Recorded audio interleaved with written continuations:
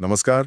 आज हम एक बहुत ही दिलचस्प किताब पर चर्चा कर रहे हैं, लुईस हे की you can heal your life. हाँ बिल्कुल, ये किताब मन, शरीर और आत्मा के कनेक्शन पर एक अलग ही नजरिया पेश करती है। और इसकी जो मूल धारणा है वो काफी सोचने पर मजबूर करती है।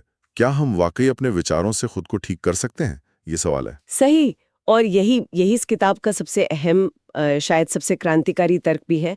लुईस हे का मानना है कि हमारी कई बीमारियां, दुख, तनाव, ये सब कहीं ना कहीं हमारी नेगेटिव सोच, पुरानी चोटें जो मन में रह गई हैं, या फिर खुद की आलोचना करने की आदत, इनसे जुड़ी होती हैं। मतलब ये सिर्फ फिजिकल नहीं है, ये उससे कहीं ज्यादा गहरा है। बिल्कुल, ये सेहत को सिर्फ शरीर तक सीमित नहीं रखती, ये मन और भावनाओं को भी उतना ही महत्व देती है। ये बात तो सोचने वाली है कि हमारे विचार सिर्फ शब्द नहीं है, उनमें एक तरह की एनर्जी है जो हमारी रियलिटी को, हमारे शरीर तक को बदल सकती है। हाँ। और किताब में इसकी उदाहरण भी दिए गए हैं। जैसे मान लीजिए किसी के मन में बहुत पुराना गुस्सा दबा हुआ है, अच्छा। तो वो शायद लिवर यानी जिगर की प्रॉब्लम से जुड़ सकता है। अच्छा। ऐसा किताब का मानना है। और कुछ उदाहरण है? हाँ, जैसे खुद को पसंद न करना, या मतलब अपनी कमियां ही देखते रहना, वो शायद स्किन प्रॉब्लम्स, त्वचा की समस्याओं के रूप में सामने आ सकता है।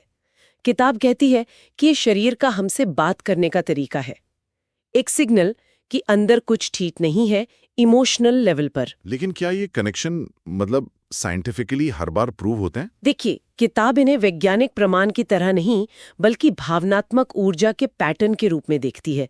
वो कहती है कि शरीर इशारे दे रहा है। अच्छा। तो ये सिर्फ प्रॉब्लम नहीं बताती, सोल्यूशन भी देती होगी। अगर नेगेटिव सोच बीमार कर सकती है, तो क्या पॉजिटिव सोच ठीक भी कर सकती है? बिल्कुल। यहीं पर सेल्फ लव यानी आत्म प्रेम का कॉन्सेप्ट आता है। आत्म प्रेम, हाँ, जिसे लुईस हे सबसे पावरफुल हीलर मानती हैं। और इसका मतलब सिर्फ अच्छा महसूस करना नहीं है। तो फिर क्या है? इसका मतलब है खुद को पूरी तरह स्वीकार करना, बिना किसी शर्त के, अपनी गलतियों, अपनी कमियों, अपने अतीत के साथ। किताब कहती है कि जब हम ये करना शुरू करते हैं, तो वो जो गहरे भावनात्मक जख्म है ना, वो भरने लगते हैं। सुनने में तो ये बहुत अच्छा लगता है, लेकिन करना शायद उतना आसान नहीं होता होगा। नहीं, आसान तो नहीं है।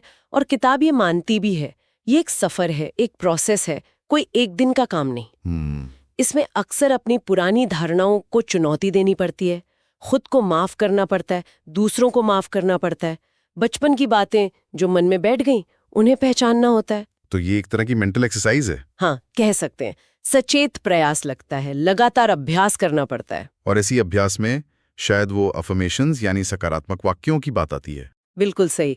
अफर्मेशंस इस फिलॉसफी का एक बहुत जरूरी टूल है। ये क्या होते हैं?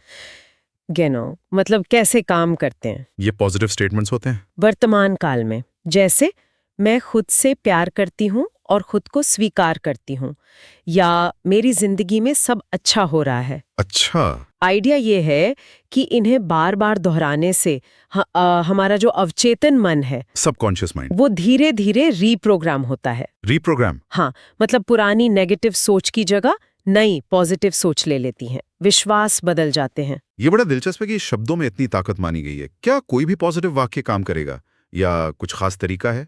किताब के मुताबिक सिर्फ बोलना काफी नहीं है, उसे महसूस करना, उस पर यकीन करना भी जरूरी है। महसूस करना। हाँ, जब हम भावना और विश्वास के साथ दोहराते हैं, तभी वो हमारे सोचने के तरीके और हमारी एनर्जी को बदलना शुरू करते हैं। और ये पर्सनल होने चाहिए, जिस एरिया में बदलाव चाहिए उस पर फोकस करें। तो अगर हम सार निकालें तो संदेश ये है कि हीलिंग की पावर, ठीक होने की ताकत काफी हद तक हमारे अंदर है। हाँ बिल्कुल। डॉक्टर, दवाइयाँ वो अपनी जगह हैं, पर असली बदलाव अंदर से, सोच से शुरू होता है।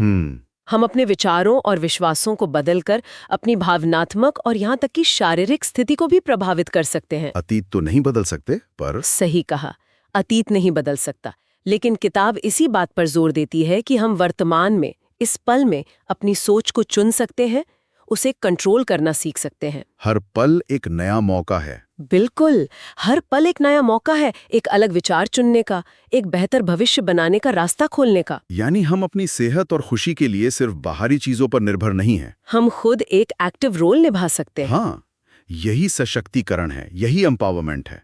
किताब हमें याद दिलाती है कि हमारे अंदर बदलाव लाने की ताकत है। अब आखिर में एक सवाल सोचने के लिए छोड़ जाते हैं। क्या वाकई आत्म प्रेम और सोच बदलने का ये सफर इतने गहरे बदलाव ला सकता है जैसा लुइस है कहती हैं?